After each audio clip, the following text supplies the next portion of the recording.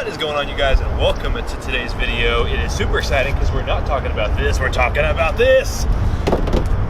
It's my new Focus. It's pretty cool. It's a 2005, 140,000 miles on it, and we're gonna hop in it, and we're actually gonna have a decent video today. And I want to talk about if you have something like this, do you need something like this? And I think you should, but we'll get into that.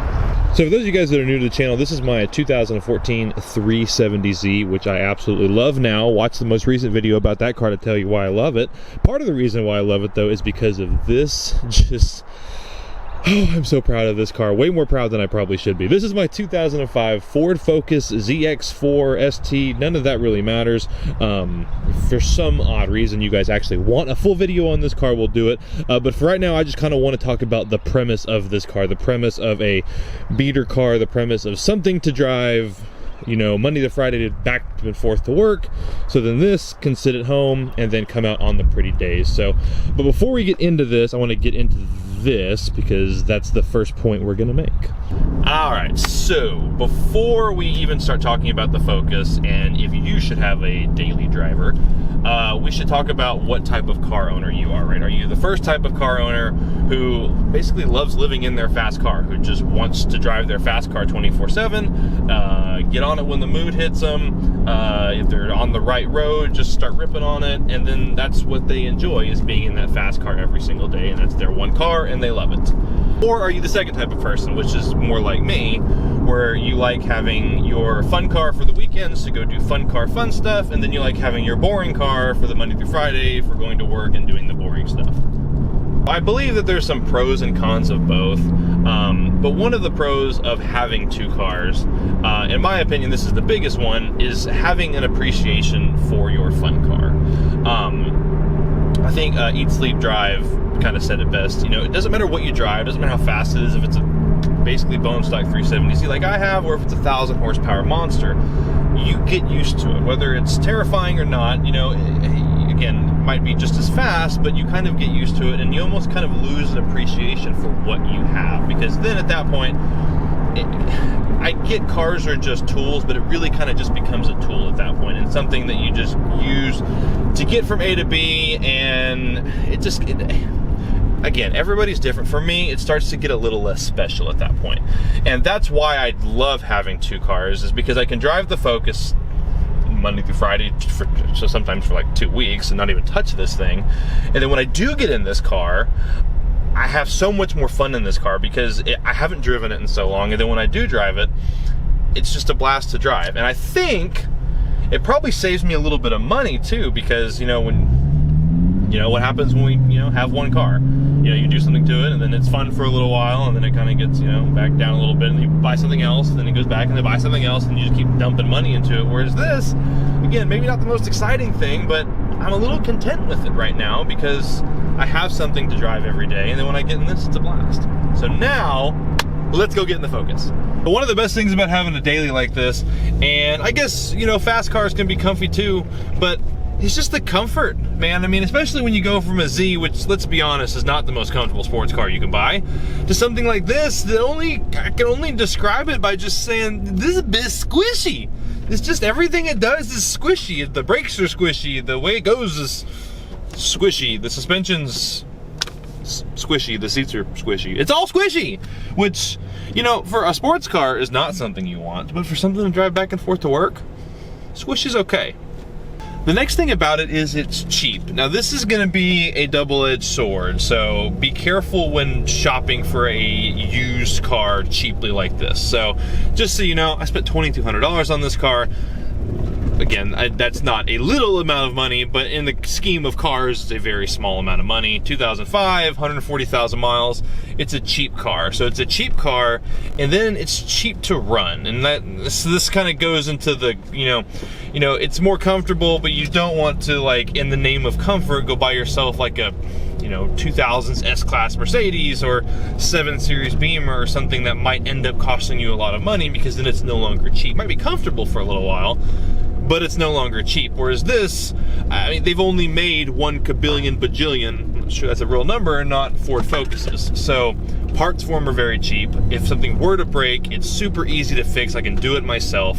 And so it's gonna keep the running cost of this car really low. Speaking of running cost, this car is just cheap to run. I mean, it cost me $18 or so to fill this car up with gas prices the way they are right now, with 87 versus the almost 40 it would cost to fill up the Z, and that's less, which pays for the $19 a month this thing cost me to insure. Again, insurance is different with all people, but super cheap to insure, super cheap to run, and it's just a good little car. I don't have any issues with it. It gets great gas mileage. It gets around 30-ish miles to the gallon, and it just kind of just cheap to run and just does everything I need it to do. The next thing is you just don't care about it as much. Now, I mean, listen, I use that term very loosely because unfortunately I'm starting to actually like this car a lot.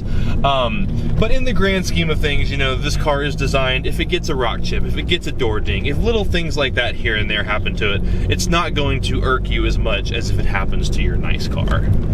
So I was going to demonstrate the idea of not caring about this car as much by throwing a quarter at it. But I'm not going to, and that's a good segue into a couple of the negatives that I found about having a second car. But speaking of caring for it, that kind of brings me to one of the negatives about having a second car like this, is especially, again, it very much depends on the car, but if you've ever owned a first-gen Focus like this, they're actually really good little cars. They're quiet, they're comfortable, they drive amazingly well, they have a lot of character to them, and you start to care for it more than you probably should. I absolutely love this little Focus. It's so comfortable, it's so quiet, it's so nice. This might be my old man starting to show a little bit, but I love driving this car. And it's a 5-speed! And it's got a sunroof, and it's got air conditioning, and it's got heated seats, and it's got cruise control, and I bought a little Bluetooth thingamajig for it, so it's got Bluetooth now, and it just, you let me go, thank you. It's just the best little car in the world. And so that's the negative. I was gonna do a little, you know, I was gonna throw the quarter at it, but I don't want to throw the quarter at it because I really like it, because I kind of care for it. So, you know, whatever. But the only other negative, this kind of goes back to what I was talking about with the comfort thing, and you don't want to, when you're buying a cheap car like this, make sure you're buying the right cheap car. You know, you don't want to run into a scenario where your cheap car that's supposed to be your daily driver turns into a basket case, and that's what you're having to pump all your money into to keep that car running, and then you don't get to spend your money on what you want to spend it on, which is your fun car. Case in point, before I bought this, the car you guys didn't see unless you follow me on Instagram briefly, I had a 2007 Nissan Xterra, which I loved. It was great. You know, it had terrible gas mileage, but it was big and tall and comfy, and the transmission went out on it, and the transmission was about $2,000 to fix. And it wasn't worth that, so I had to just kind of scrap it, take the loss, and move on.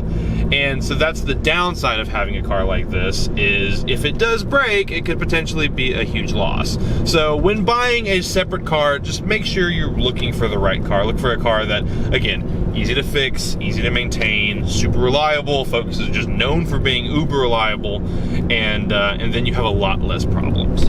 So in conclusion, very quickly, do you need a second car? No. Is it really nice to have one? Yes. I love it. It's the way I like. I love having a fun car for the weekends and a regular car for the weekday. And like I said, it's not for everybody, but it is for me.